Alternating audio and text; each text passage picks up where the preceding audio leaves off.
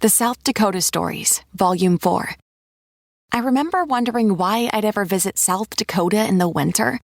But then again, why hadn't I? There was so much wilderness to explore, so many ways to restore my soul, and so many landscapes that put a smile on my chilly face. So why would I visit South Dakota in the winter? 'Cause this is where winter was meant to be. There's so much South Dakota, so little time. Hello and welcome to Roll Britannia Parley. I'm Tom and I play a character called Keth in Roll Britannia. In this series, I'm going to be talking to other podcasters, celebrities, and members of the TTRPG community with help along the way from my crewmates from Roll Britannia. Each episode, I'll have a special guest who plays the game, talks about the game, makes movies about the game, or has even helped to shape Dungeons and Dragons into what we know today. In this episode, we managed to catch up with a fellow actual play Dungeons and Dragons podcast, with the main difference being that they're from across the cold, wet and deep bit of the world we know as the Atlantic. Their characters are witty, heroic and charming, their adventures are hilarious and cleverly named, and everyone knows exactly what they're doing all of the time. They're exactly what we aspire to be. They are, of course, new crits on the block. So joining me now from Roll Britannia is James, the Dungeon Master. No, I'm not. Alex, who plays Derek Normalbeard, the Dwarf. Hello. Chip, who plays Jeff Silverberg, the Human. And Paul, who plays Malrus, the Halfling. Hello, chaps. Hi. How are you doing? Tom. I already said hello. You're right. Yeah, he did. He did? Yeah. Rude. Well, I was doing my And I talking denied my bit. existence. So, Yeah, pretty good. It was a really good interview. I really, really enjoyed sort of spending an hour with them. Yes, you did take the They reins had on to this go one. off and do another recording. They're very popular. Well, it's for their own show. But I could have sat there chatting to them for another couple of hours easily. Yeah, really nice. Really, really nice and very honest with sort of their process and sort of the challenges that they've encountered and stuff like that. Yeah. And there was a really nice, heartwarming moment of reassurance that, you know, that their DM is actually really nice as well. Like I said, as well. He is nice, really. Our DM. Yeah. No, that's what I mean. Like, so you have a nice DM. Who's that? Have you been playing D&D without me? I promise. He has. So, I think it's time to push the play button and enjoy Alex chatting all things D&D with the guys from New Crits. Wait, let me get the popcorn.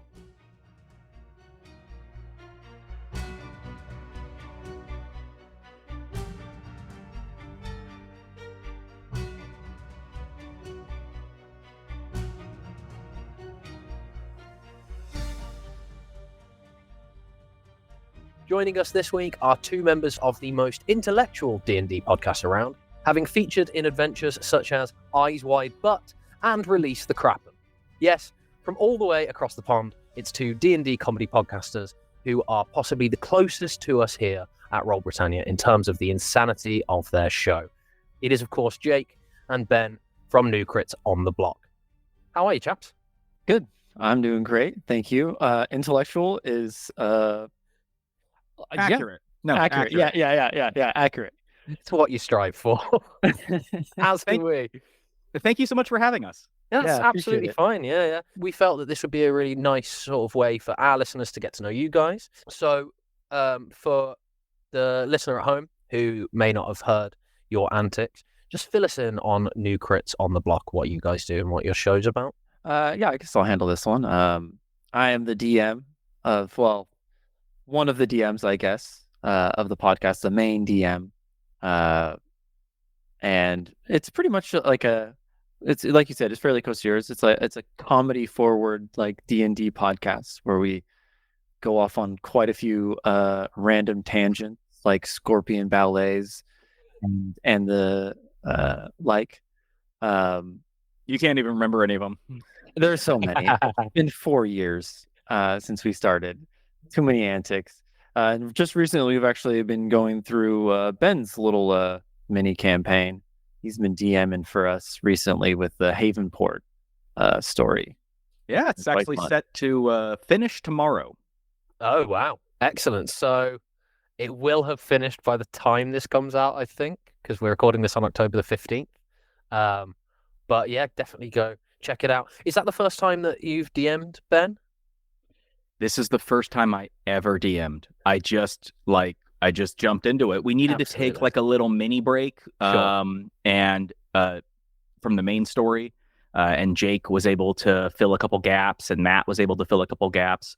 Matt, one of our other co-hosts, he does some Western stories. Oh, and he also does our yearly Halloween spooktacular, nice. which we're actually going to record right after this. Oh, are you? Yeah. In fact, we weren't going to be able to make this recording, and then Matt was like, "Oh, can we push back the recording today? I have something to do." And I'm like, "That actually kind of works out." Yeah. So yeah, no, he kind of does those. And then Jake does obviously the main campaign and the some of our other characters like backstory one shots. And we needed to fill a gap, and I had something kicking around in the back of my head for a while, and I was just like, I'll do it. And I had so much terror when I said that. And you did great. Was that terror? Was that because of DMing in general, or was that because DMing plus being on air, DMing and knowing that it's going to go out to an audience? Honestly, I think it's more just DMing in general. Fair. I mean, because I've been on air for so long that, I mean, we've been recording now for 4 years. So you started in 2019? Yeah. Was it 19? Yeah, it's September 1st. We started recording like 6 months before that. Yeah. So we started recording early 2019, and then our first release, I think, was September 1st, 2019. Was that that's just wild. Yeah, I'm looking at this. Yeah. Well, because I feel like we started way before COVID, and we didn't. Yeah, we started like right before. You've got a good 6 months, I guess. Yeah. Like, at least compared to us. We started bang in the middle of COVID because we had absolutely nothing else to do.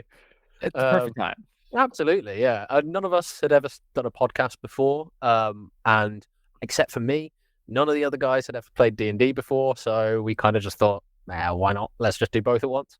But was the journey kind of similar for you guys? Had you played D&D for a long time before starting your recordings for your show, or were you all kind of new to the game as well?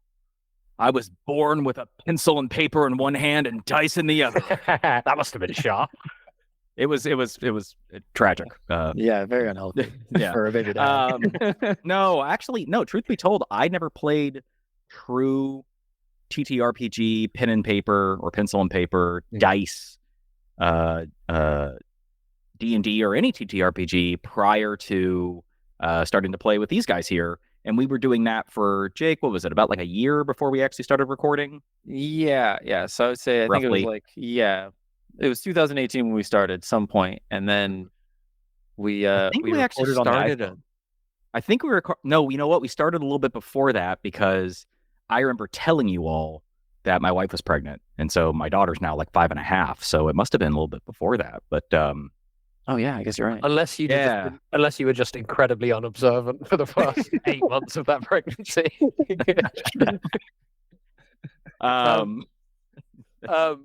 She vomited a lot. No, it was very apparent. Yeah, you really let yourself go. Yeah, we.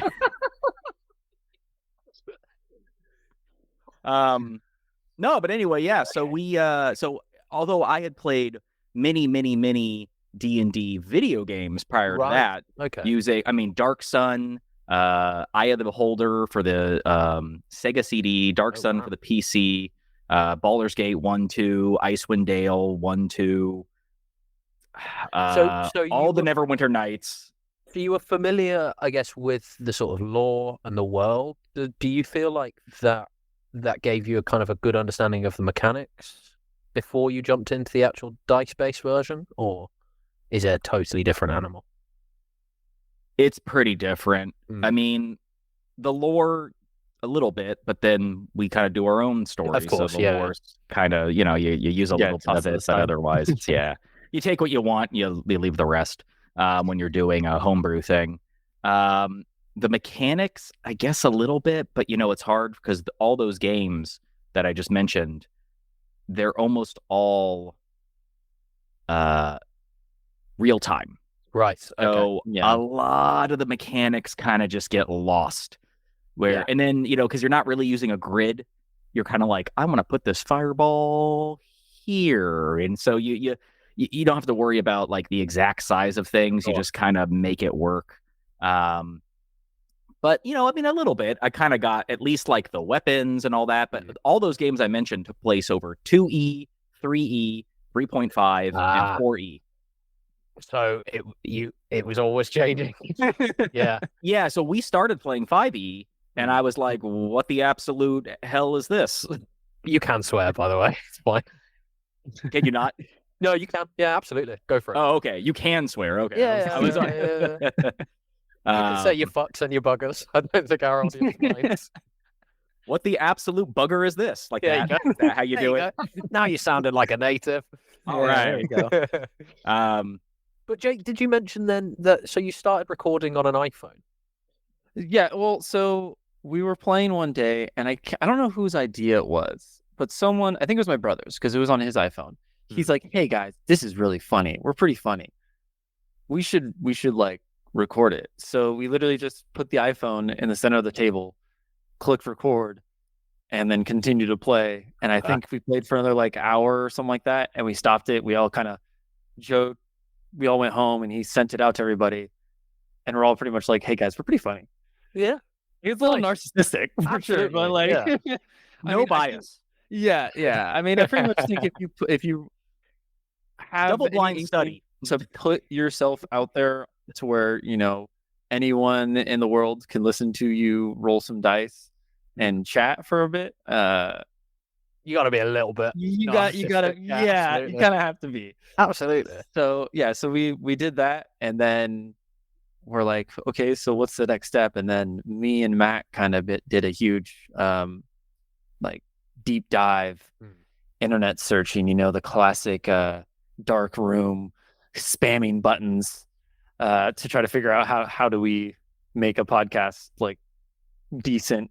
And so we did a lot of research for a little bit, and then we started recording sometime early 2019 because we wanted to have like a little bit of a backlog of episodes. Of course, yeah. Because you guys, like us, you release weekly episodes. Yes. So I've somehow managed to not miss a single Monday in 4 years. Same. Yeah, we've managed to not miss a Wednesday. You did something much cleverer than us, which was have a backlog of episodes before you started. We just had to try and record kind of week to week, which now we do totally differently. Yeah. Well, we're lucky that Matt.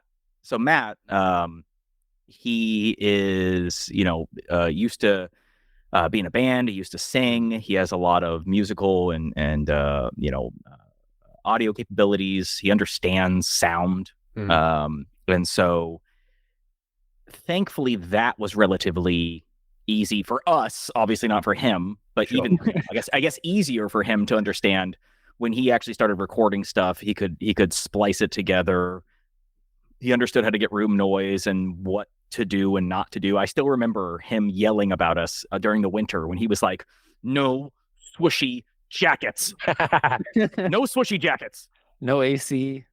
Yeah, no AC, nothing. Yeah. So it really makes those summer sessions fun, doesn't it? Yeah.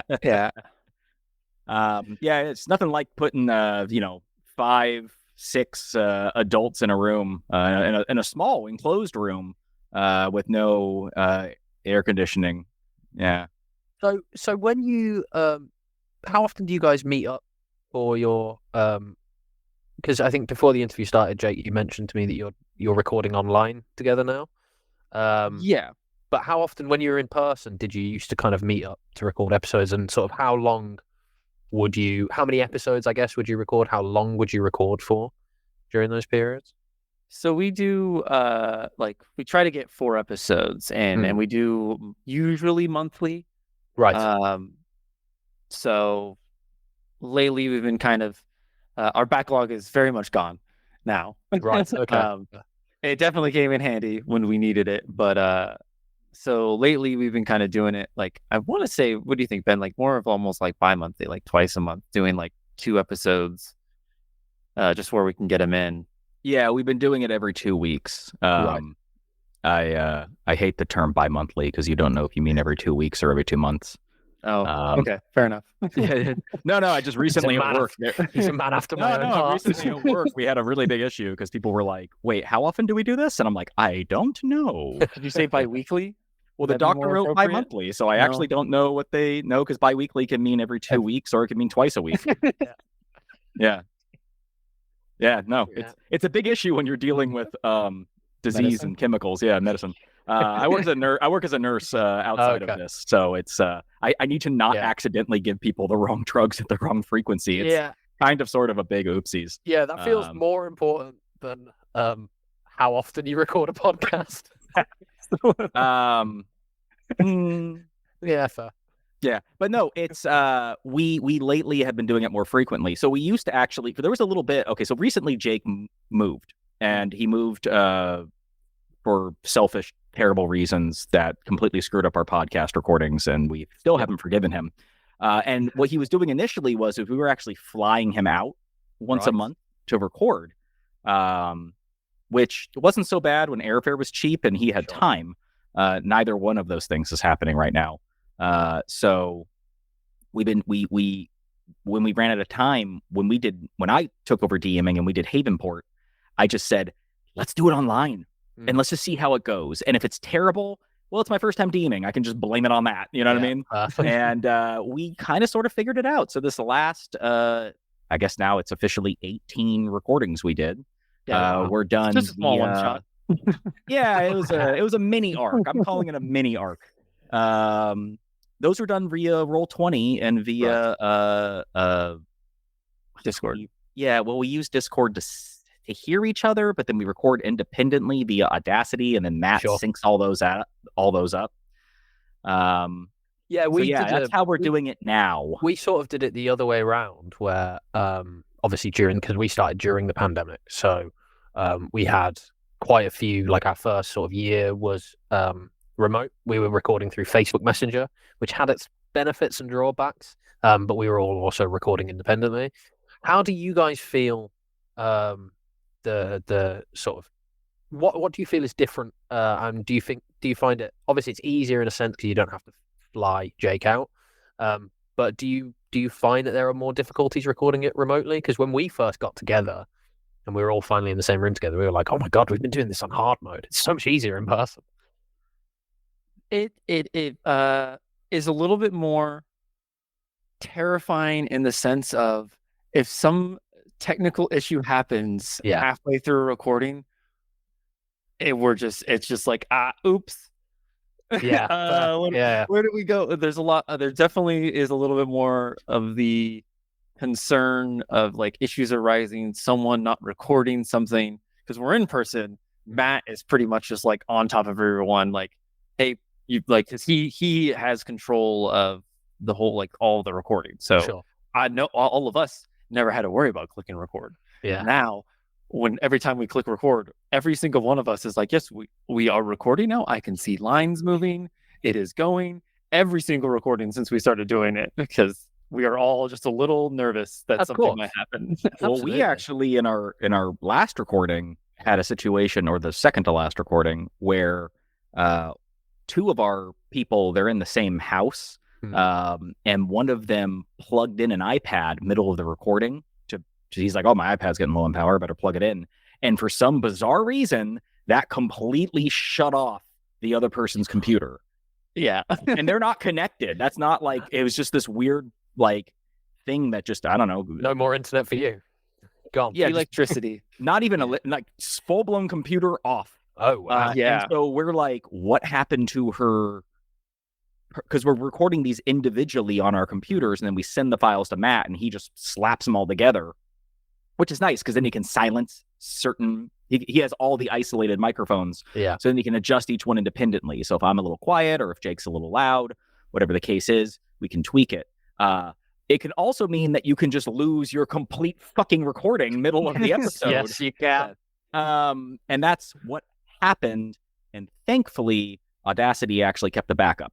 Brilliant. We had no idea that would happen or not happen. It just did. And we were very thankful for that.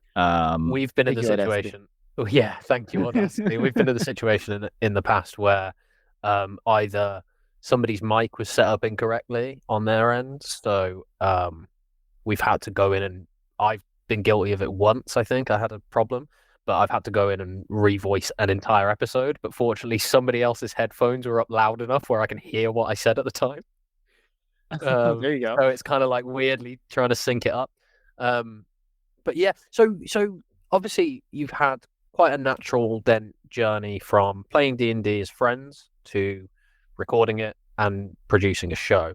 Out of interest, just very quickly, like how long do you record for and then edit that down into the hour episodes? Is that an hour to an hour, or is it like an hour and a half and you edit it down? Or We don't edit down that much. oh, fair. I think now, when we started, Ben, That's true. Yeah. Because I was also learning how to DM, and let me tell you, learning how to DM for a podcast is a lot different than a homebrew. Because homebrew, and when you're like not homebrew, when just at your friend's house playing games with no recording, you could just talk about whatever you want.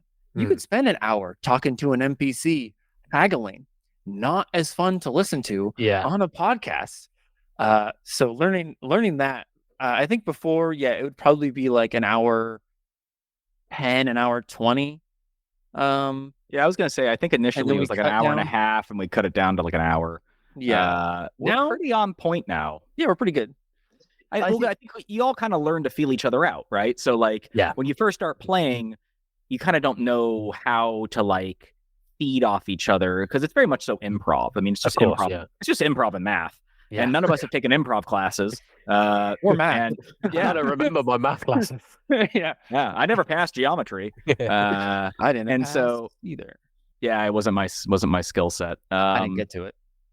Yeah, well, we talked about this. You only need to know the 5 shapes of the dice. It's any other shape. Yeah. Maybe a cone, I guess. Yeah, I don't have to find, the X for the triangle either. I just need to know how to roll it. So it says the numbers on it. I'm good. Well, I tried to introduce when we were doing Havenport, because Christy's character could fly. I tried to introduce using Pythag theorem to be like, well, you're going up this much and that much. And Christy was just like, fuck you. No. We're not doing And I was like, I'll just do it for you. You can move 40 feet. And she's like, bullshit, I can move 50 feet. And I'm like, well, but you got to go up and then over. Listen, I got the screen up right here. And she's just like, no, I'm not doing that. And I'm like, well, then don't pick a character that can fucking fly.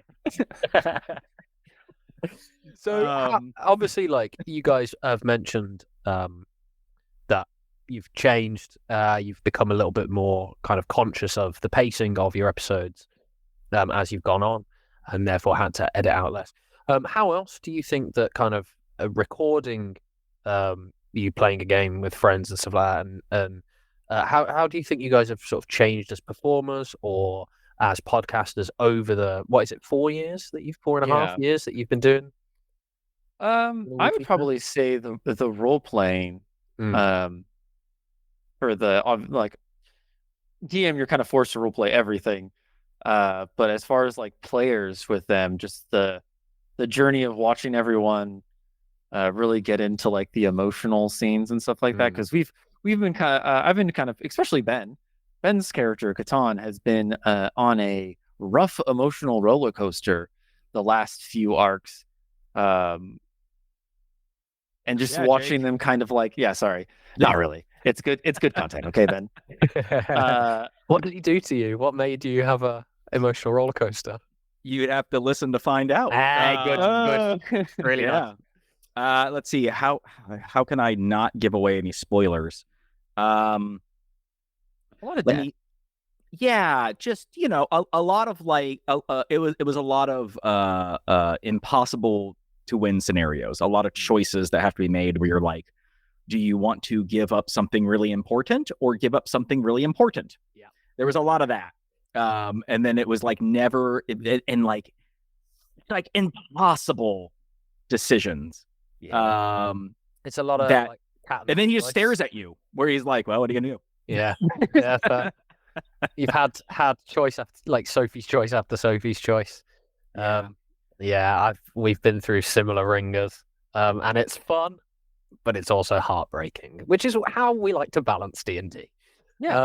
But for you, Ben, what how do you think sort of the group has evolved, or how you kind of have developed as performers making the show? I've definitely found that I'm the best player on the show. Yeah. And Modest too. and always have been. So no. We all played. So we played a little bit together beforehand, and we played the same characters, but we were just going through like a module. Sure. And were so you then friends before? Were you all knew each other before you started, or you're all friends? Yeah. Oh yeah. 3 of the characters are related. 2 are married, and Matt and I have known each other since we were like 8 or something. Oh, fair. So you already had that kind of group social synergy. Very much so. Yeah. And so when we first started recording, like I said, we were all feeling each other out, and that was actually half the fun of it. As time has gone on, obviously we've learned to play off each other a little bit better, and then of course it gets almost easier to role play the longer you play a character, because you just kind of already know when 2 characters are in a room together what their dynamic is or what their hangups are. Sure. And then when something goes different, say 2 characters who normally get along really well, suddenly one of them is trying to kill the other one. Just off the top of your head, for example. That is also really easy to role play off of, because you're like, oh, well, how would I respond if in real life Matt tried to kill me? Probably something like this, and with a lot of shock and dismay, but also like awkwardness, and so it only gets easier.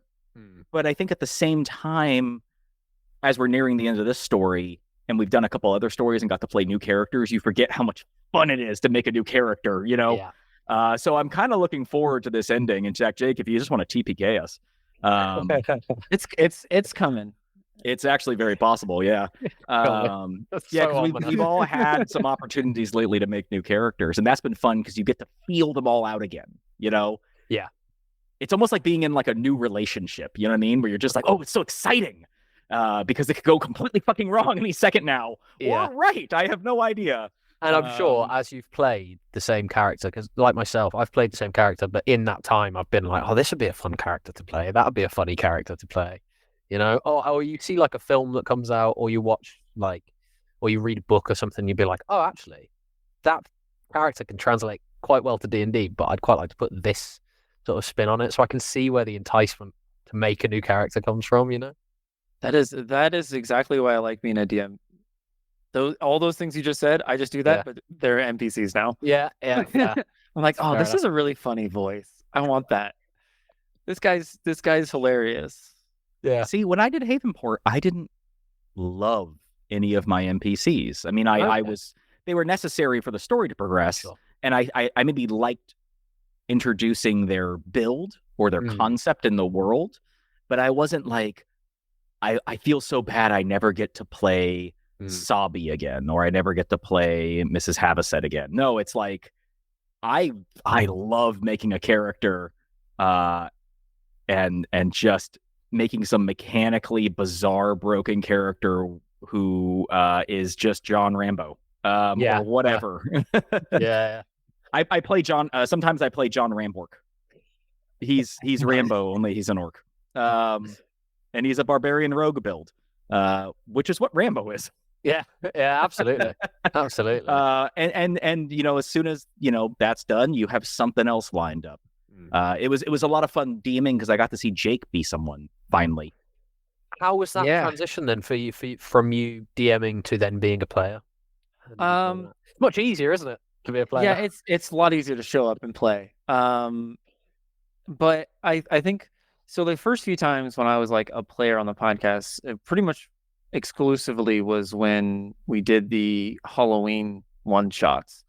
And something that I found that I was really struggling with was I'm so used to, as the DM, giving players like their time to shine, like saying something and then shutting up and letting them kind of carry the story in that sense.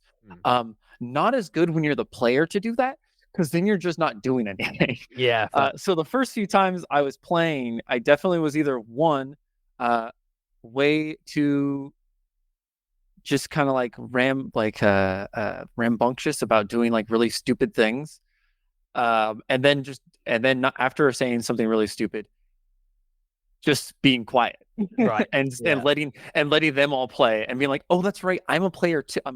So this time I definitely was like, okay, I can just like, if I want to do something, say it and like just do it. So with the character, I was a thief, essentially a level 3 rogue, with the new like assassination subclass, which is pretty fun. But yeah, I was just stealing stuff whenever I wanted to, and it was great. I'm also a rogue. I swashbuckler rogue because we're piratey themed. Yes, and it's so much fun. I invented the thing when my character had a lot of sort of change of heart. I invented the concept of reverse pickpocketing, so I was giving people gold without them knowing it. That's great. Yeah, I wasn't doing that. I was stealing from churches. No, it was. You were stealing from everybody. Well, yeah. It was so great because I didn't know their characters prior to the night before. Oh, wow. Night before, I said, send me your sheets so I at least have some idea how to proceed. Sure. And I get sheets from Jake and I get sheets from Christy, which is Jake's sister. And they're both rogues. And one is a cat folk and the other one is a kinku. And I was like, oh, this is fucking awesome. Oh my God, I am so happy about this, and the things you think would happen basically did. Only in their own mechanically random number generating way. But no, that was great. Part of the issue, Jake, I think with the Halloween one shots is that I think it was hard for your character to find a place in the group. Yeah. That's because we all had our dynamic, and then all of a sudden you're like, howdy. And we're like, yeah, okay. Yeah, they would use their same Who's this new guy? from the main story. So yeah, I honestly, I didn't even really think about that. I guess that is another portion of it, of like, where do I shove kind of ramrod this character into your guys' dynamic? Yeah. And it's hard for them, I guess, not to then become another sort of DM NPC that Yeah. do you know what I mean? Gets kind of sidelined a little bit, but always has those.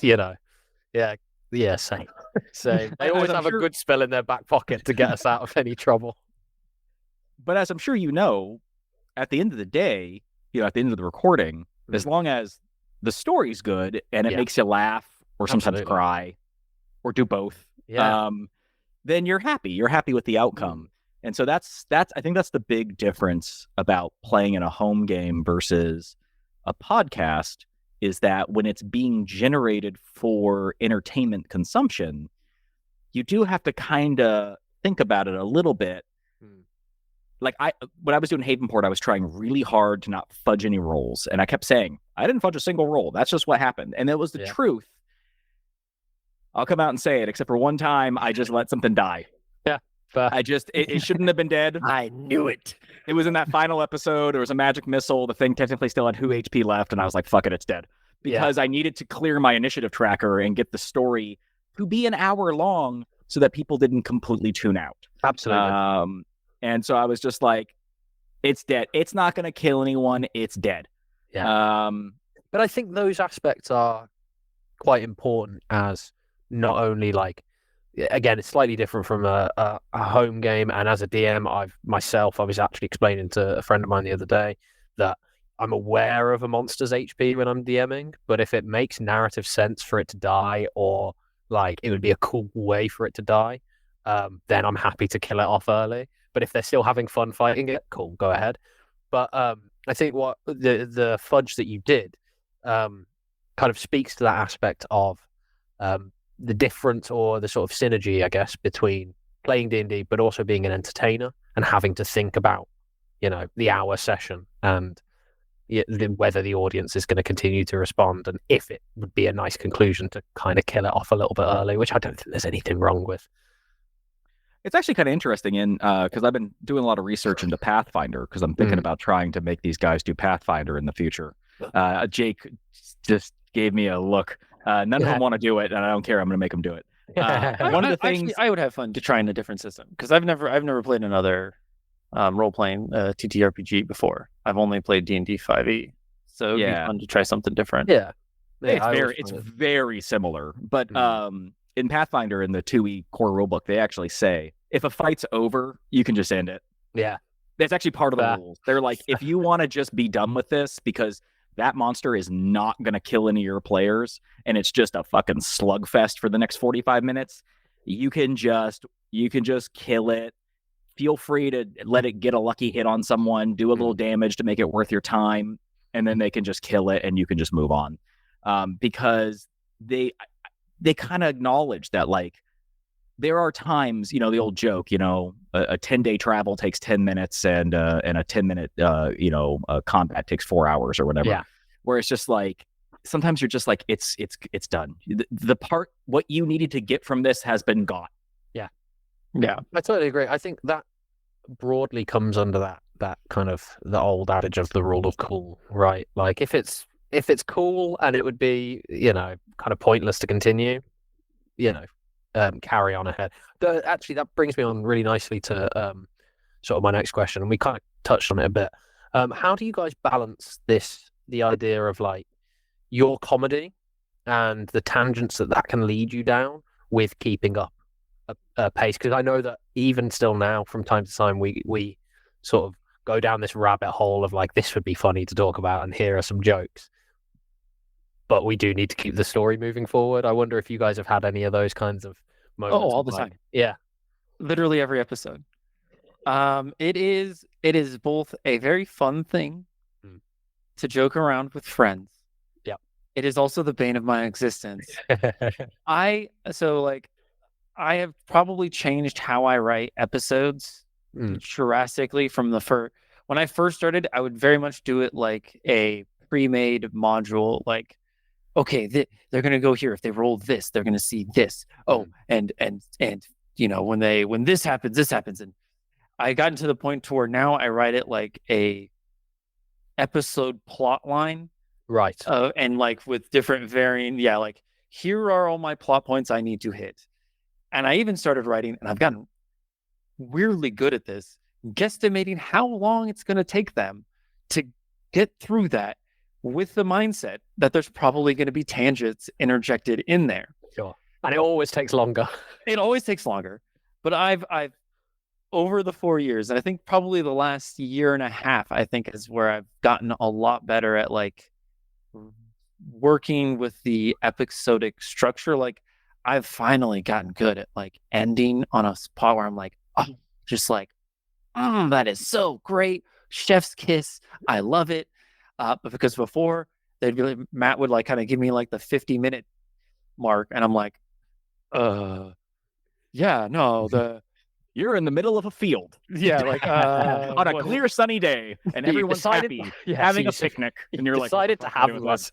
Yeah, like, okay, great, that's perfect. So figuring out like the structure and like the writing of everything has definitely helped out. But yeah, the tangents. Ben, I actually got to give kudos to him, has found a amazing way to get the tangents kind of out of the way at the beginning of the episode. And I already kind of told them I'm going to 100% steal this from him because it works so well. Cool. What he started doing at the beginning of the episodes is doing like national holidays, like the goofy ones. Right. And that is a great way to get these guys and myself to kind of like get the goofies out at the front of the episode where there's not any story. And then you get all those goofies out, you ha-ha laugh. And man, does it reduce all of the crazy tangents during the middle of something that's like super serious. But I said like crack, and they're like, butt crack. Yeah.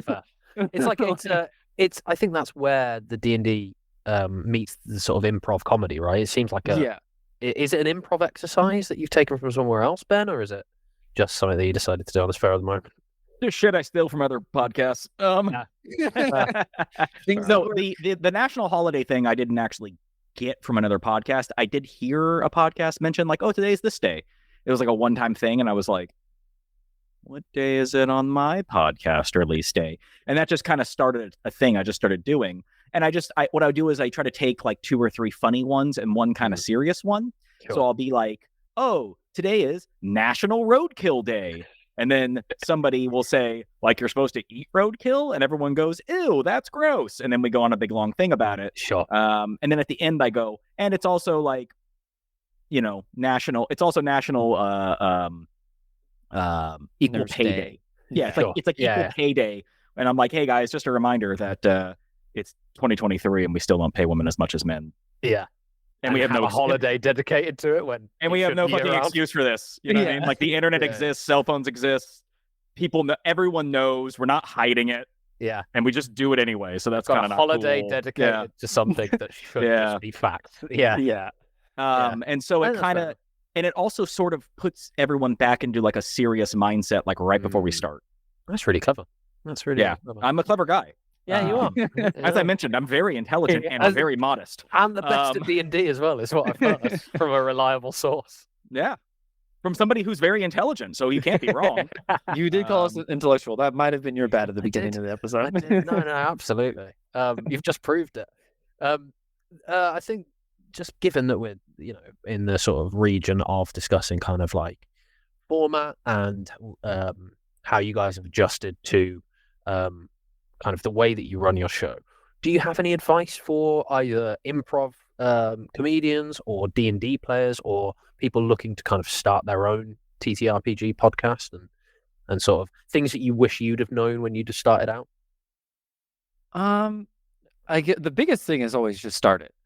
It doesn't like that's always my biggest advice to anybody is like, because here's the thing, no matter how you can prep a bunch, but your first episodes are always going to be not as great as like the later episodes. It's just kind of the nature of the beast, and just starting is like taking that first step. And then I mean, like for like podcasts specifically, just do like a little bit of like market research. It helps a lot. Like what days are good to launch on, what times, where to launch, what sites you want to use for it. Those are always like really important things you need to have a grasp on before you launch. Having a backlog of episodes, I highly recommend to anybody. I saw some article where it recommended having like 6 episodes. And also when you first release, like your very first date that you release, don't just release 1 episode.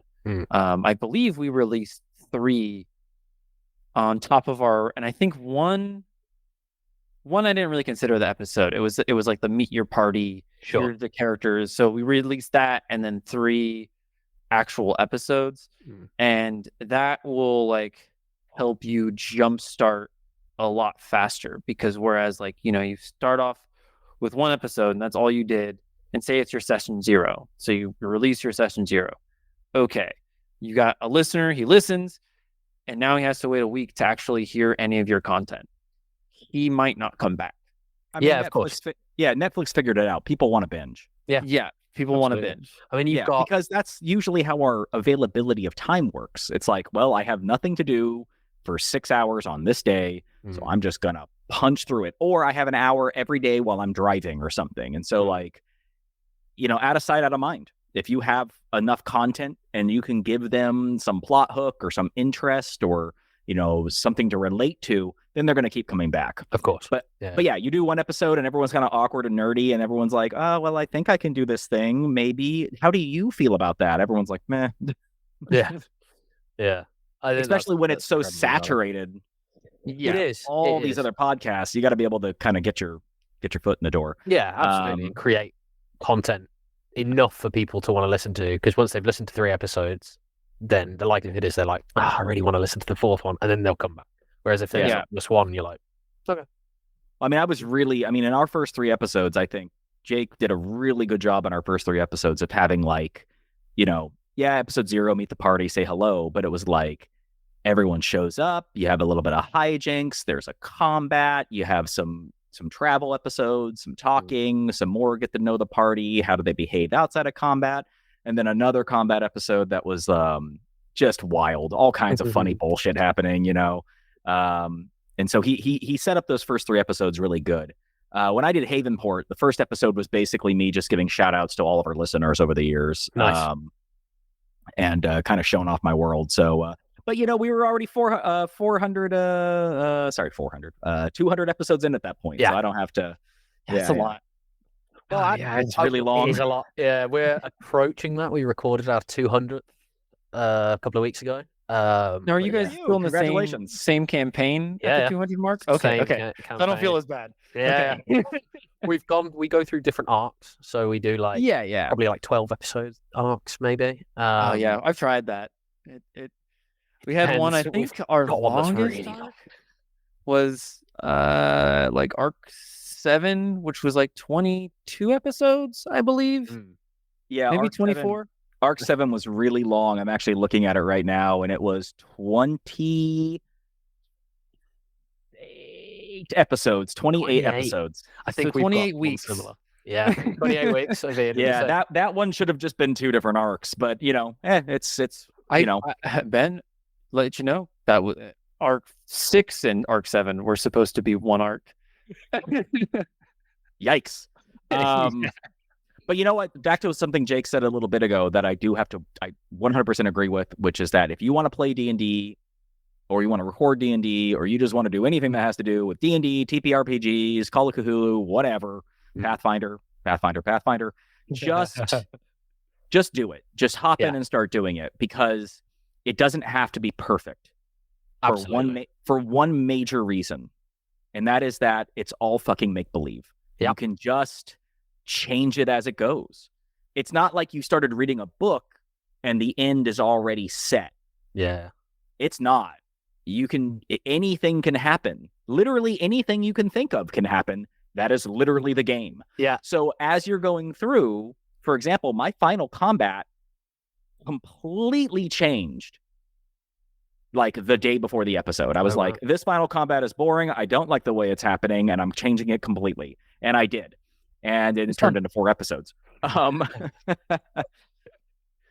I was able to be like, and that's why this happened back then. So they did this one thing, like an episode, whatever. I'm going to go ahead and say that the reason why that happened was because of this bullshit happening now. I don't have to pretend like I made it all, like I'm some... they say that like, oh, how people think DMing is, and it shows like the guy over the world as a god, but in reality, it's the scene from It's Always Sunny in Philadelphia, and you're just creating Charlie's got all the board. Yeah. That's it. You're just, as people totally do shit, you're just like, okay, I'll make that have some relevance at some point, or I won't. What we've ended up doing in our shows is it's a lot of like, oh, that made me laugh. That's canon now. Okay. Yeah, exactly. We found ourselves in this new weird situation because of, it would be funny in a Tabaxi village if they just used litter trays instead of actual toilets. Like, it would be like we forced one of the players in our group to the entire episode in front of him. We discussed how there's a litter tray in that toilet, but there's a perfectly serviceable one for other humanoids upstairs. We just decided not to tell his character about it, so he had to continue believing that was the only way forward. Which, again, spur of the moment, and I think it is, like you say, it speaks to that nature of D&D. Literally anything can happen, so get started, and you'll see how it'll evolve naturally anyway. On that subject, just to kind of round off, is there anything from your show that you would either love to go back and try again, or like any arcs where you'd be like, oh, we do it so differently now? Anything you'd like to revisit? Oh man, a lot of stuff. Yeah. A lot of stuff mainly in the beginning, where I feel like I could have foreshadowed as a DM. That I could have foreshadowed a lot more stuff happening, and maybe shorten the first like quarter of the story by quite a bit. Right. But that's really just like certain plot points that I wish I would have hit a little bit better. But again, a little bit of narcissism. I'm pretty happy with most of it. Yeah. Obviously, like there's spots where I wish I like had written something different and done something a little bit better. Really, I think it's like the first arc. I really wish I would have made some of like main characters a little bit more, I guess, important or less like goofy. Sure. I think that was actually, I think that's actually what I would go back and take back. I wish I, as a DM, was a little bit more serious and let them do the goofy stuff. Interesting. In the beginning. Like I still am like goofy and have fun and stuff like that, but now like when we're at like nearing the end of it, and like all the crazy like emotional things that are happening right now, and I'm like, and they still find like funny spots. I'm like, oh man, it's personally, I felt like it was a lot better storytelling of like allowing them to kind of bring the like human aspect, like funniness to it, but me laying out this like more serious like foundation. I feel like the funny comments and stuff hit a little harder when you have like you're kind of like in a serious moment and they say something hilarious and you're like, oh, that hit a lot harder than like it's just a goofy moment and I'm like, yeah, this guy's flying around and he's shooting his water guns around and doing finger guns at you. Whereas like, if it's like this epic crazy moment and this guy's like coming down with this great axe and then, they do something funny. I can't think of anything right now. I'm not the funniest one on the podcast. And neither, but it gives you that light and shade. Jake, yeah, I was the whole time you were talking, I was thumbing through all of our episodes and just kind of going, okay, that's what happened in that one. That's what happened. Okay, I remember that one. You know what I mean? I love our story. I think you did a great job. And I mean, of course, there's always hindsight's 2020, right? Sure. Like you're always going to look back and be like, I would have done this in some way better. But like I think you foreshadowed just fine. Arc 1, we had to be goofy. Right. And again, you were finding your feet as a show, and you've evolved as totally kind of creators since then. And it makes me. I'm looking back at like our interactions in episodes, 1 through 10 versus our interactions now, and I feel like our interactions now hit so much harder because you take these characters who you weren't taking seriously in the beginning; they were just kind of fun, and all of a sudden they do something that is, that really hits you personally or deeply. And you're like, yeah, I feel really bad for that guy, for that make-believe character who at one episode was, hitting people in the face with banana cream pies. You know what I mean? And then like all of a sudden you're like, shit, at some point I started caring about these people and I'm not quite sure when that happened. And I think that's awesome. I think it's awesome as well. Yeah, I totally agree. So, I mean, yes, you could be a better DM. God, you could be a better DM. It would be so easy, actually.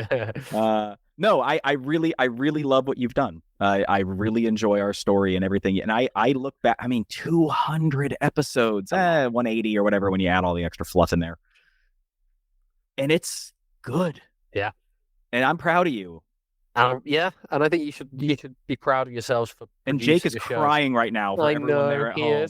Yeah, there are tears falling from his eyes. He's collecting them in little cups for some reason. I don't know why. It's podcasting later. Don't worry about it. Oh, is that a component? Yeah. The tears of a DM. But no, I think you should. Anybody who produces a high quality show every week for 4 years has made an amazing achievement, and made people laugh and cry laugh at the same time. Like, it's insane. And the fact that you at the very beginning of your journey didn't necessarily either have, like we didn't, have the same craft that you do now. That's how crafts are built, right? Yeah. Totally. It's awesome. I think we've sort of come towards the end of our time together, which makes me a little bit sad. But you guys get to go and record a fun Halloween adventure. Yeah. It's been I lovely. have no idea what's going to happen, man. It's been lovely getting to know you guys.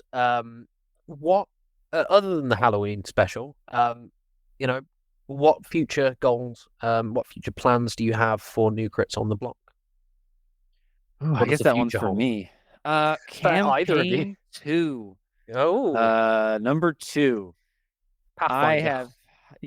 Well, I think what I'm going to try to do is do like a little bit of like interjection with Ben, if you're cool with that. Obviously, doing like a arc of one story or two, and then like a little bit of the story. I've seen a few other podcasts do that, and I kind of like the style of it to where you're not, because like after doing 200 episodes of the same story, having something to kind of like a palate cleanser is kind of nice. Maybe not as long as the one we just had, but something just like a few weeks or something. Yeah, I've seen some podcasts do ones where there's 2 separate stories happening in the same world on different continents.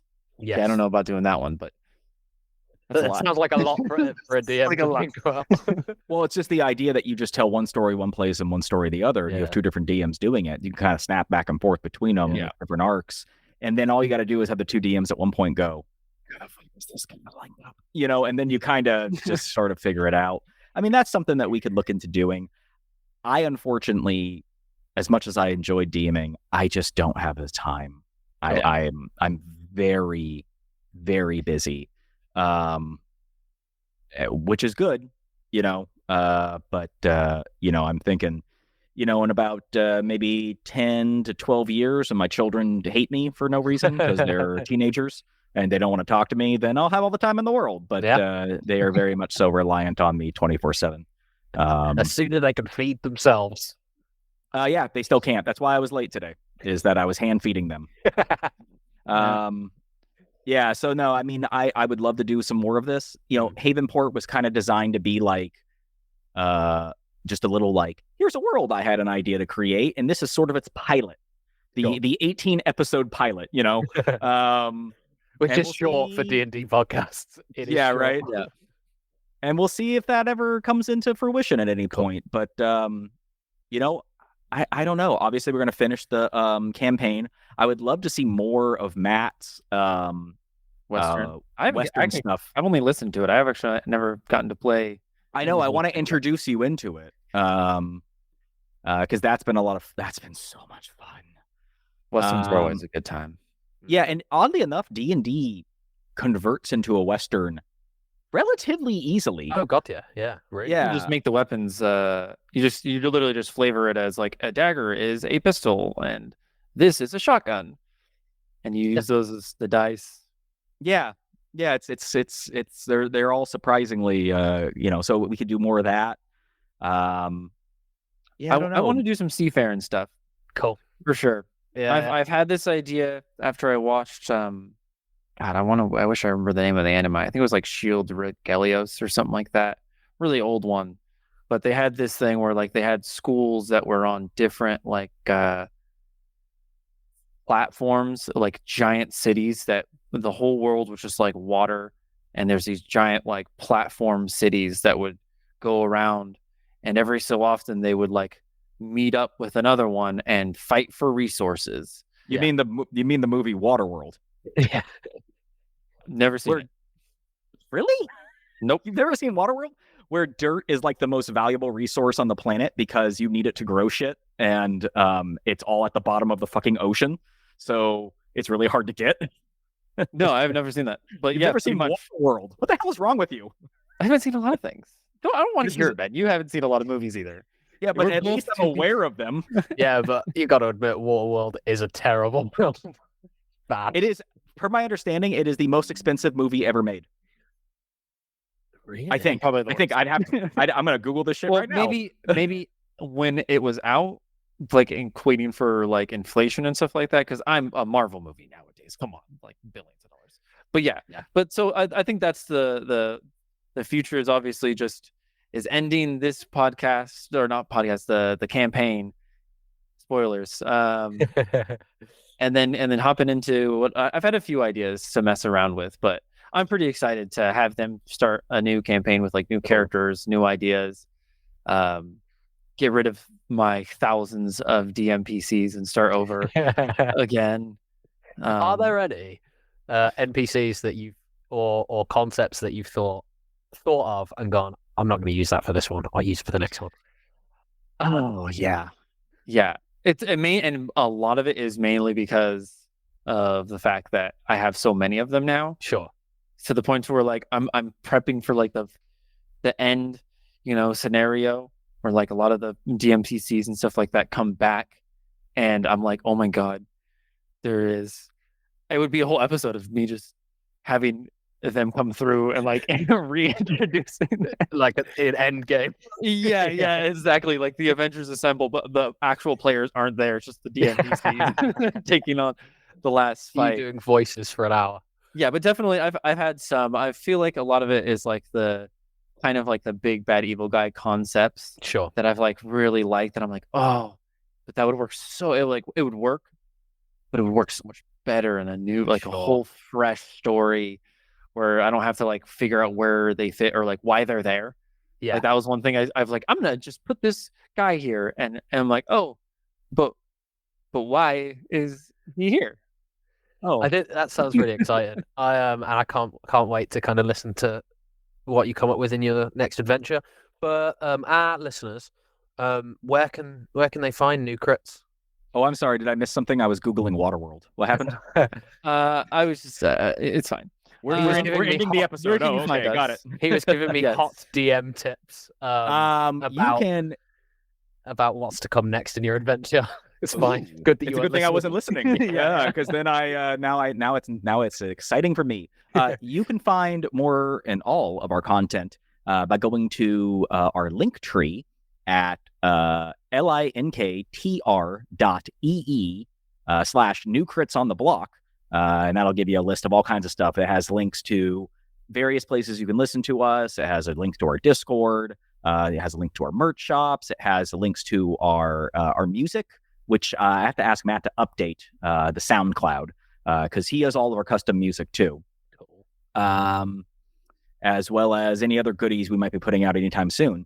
You can find us. I mean, you can just go to Google and just Google New Crits on the Block. It's kind of weird we ask people how to find you now. It's like just I know, but it's part of the it's format, 2023. Right? It's part of the hey format. Alexa, find everything on New Crits, and it's like got it.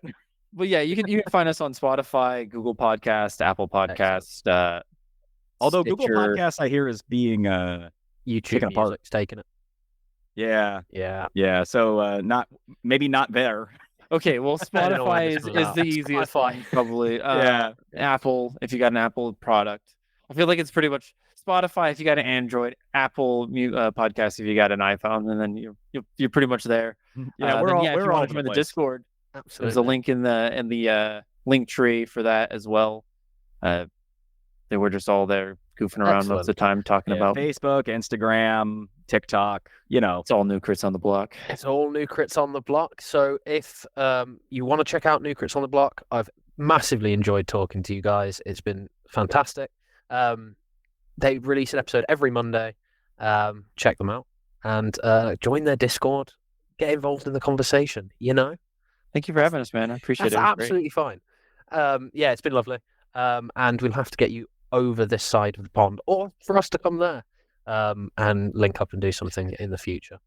Yeah, we need you guys, the Roll Britannia crew. We need to have a crossover. Oh, it'd be wicked. It'd be wicked. I think we'd have a right laugh, as we say. Yeah, James can DM and I can DM. We can just swap around a little bit. 100%. That'd be throw wicked. each other in each other's worlds. Yeah, that'd be hilarious. I think it would be.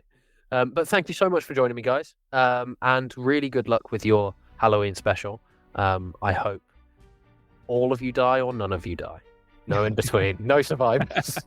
Thank you so much.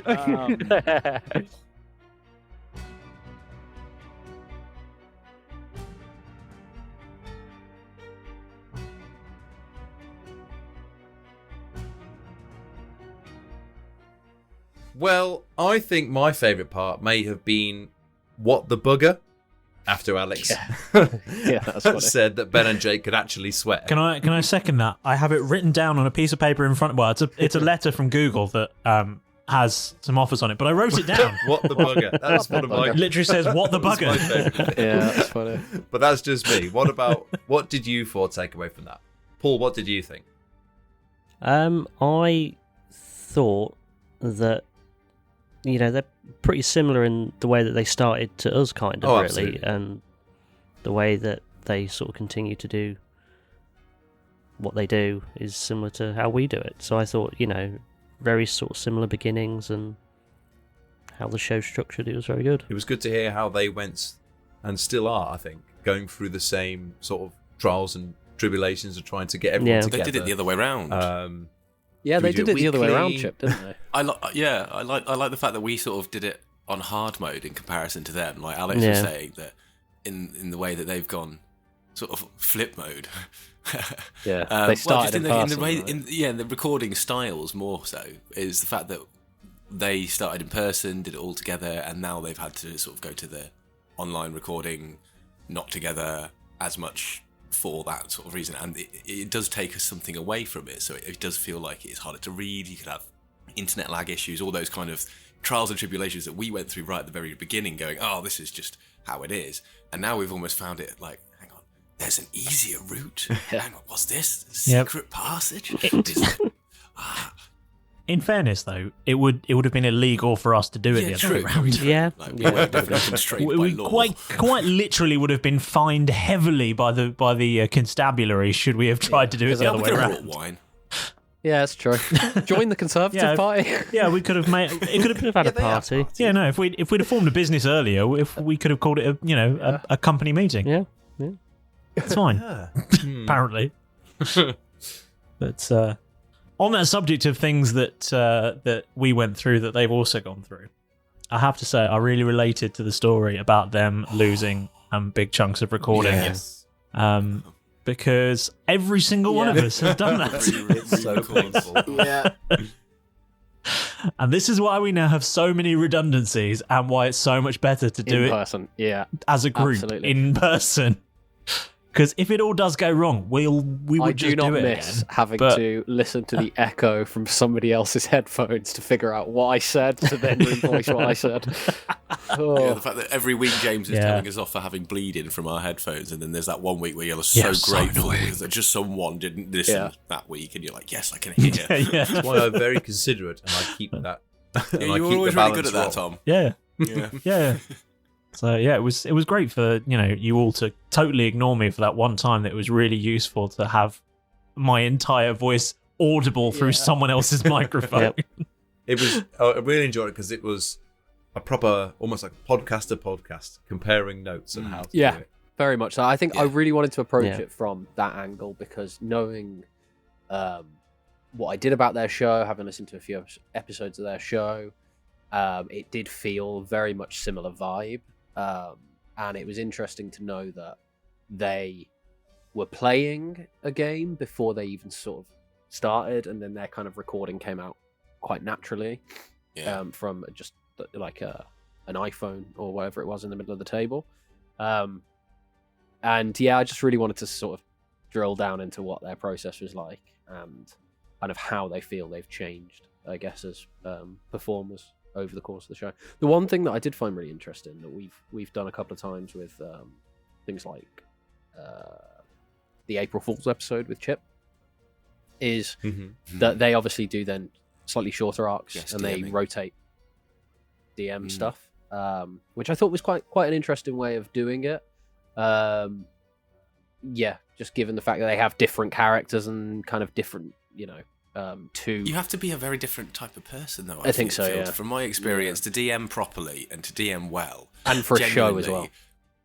Well, it's kind of like sales. Like everyone was like, "Yeah, Chip, you could sell," and he's like, "Actually, you have to be a type of person to do it professionally, to do it well. You occasionally could sell the occasional thing, but same with DMing. Like you could jump in a one shot. I would be happy to do a one shot again because there's no real consequences of the one shot. You don't really have to track anything. So, but anything that requires any kind of long term planning. And big level thought over the course of multiple potential episodes. I have this sort of sit down and shut up element about it because I'd much rather be absorbed into that storyline as a player. It's way easier. It's way easier. It's so much more fun. But that's just me personally. I mean, like I say, have a little crack at it and every now and again. And if you've ever not done it, do definitely dabble in it to see if you like it because you might fall in love and be amazing. Also, give your DM a break. Let him play for a bit. Yeah, true. Very true. Don't get your hopes up, James. I saw your eyes light up when they were like, I mean, they rotate DMs, and James was like, I saw you planning your holiday, and then no. I mean, I do enjoy playing as a character, but I actually find it more stressful as a character than as a DM. Oh, really? Really? Yeah, I genuinely do.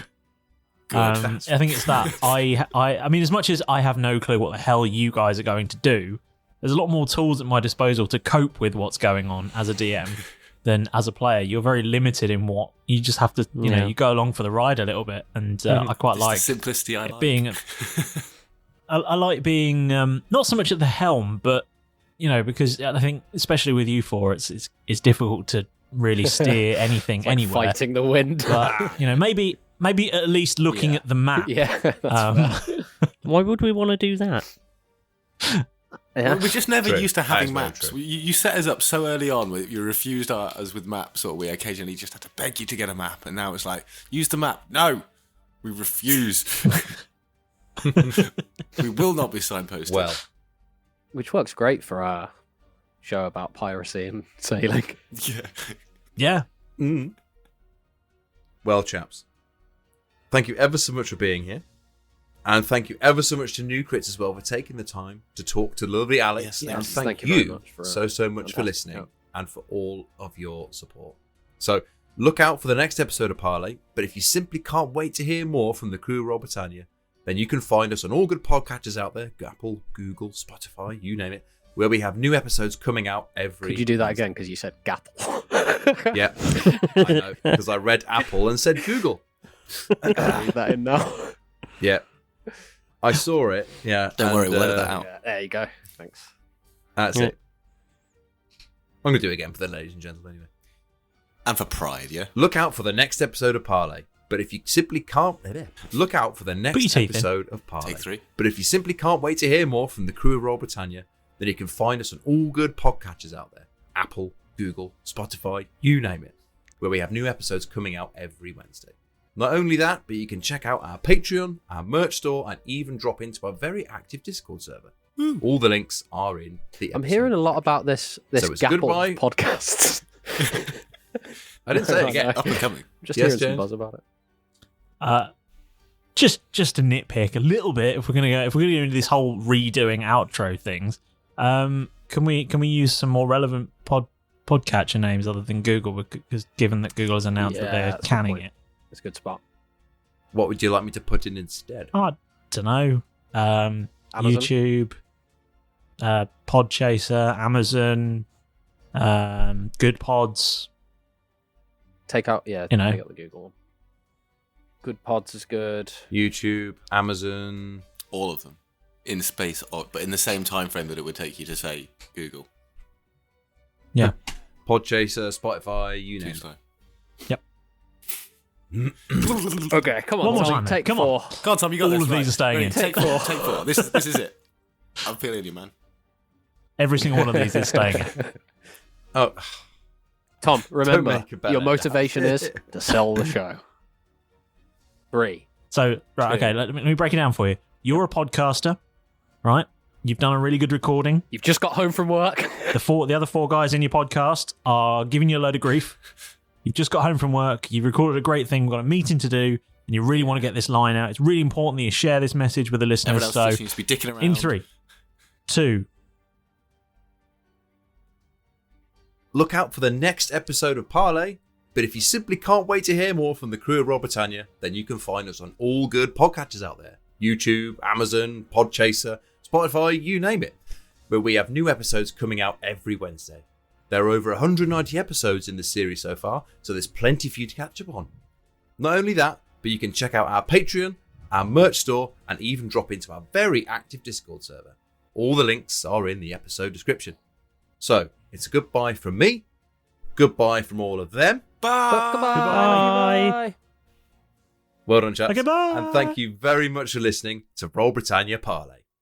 Perfect, Thank you, Tom. That's a love you, wrap mate. on That was Tom, honestly, everybody. mate. Yeah. That will do nicely.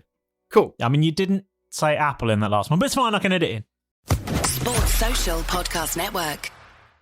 Hello, it is Ryan, and we could all use an extra bright spot in our day, couldn't we? Just to make up for things like sitting in traffic, doing the dishes, counting your steps, you know, all the mundane stuff. That is why I'm such a big fan of Chumba Casino. Chumba Casino has all your favorite social casino-style games that you can play for free anytime, anywhere with daily bonuses. That should brighten your day a little.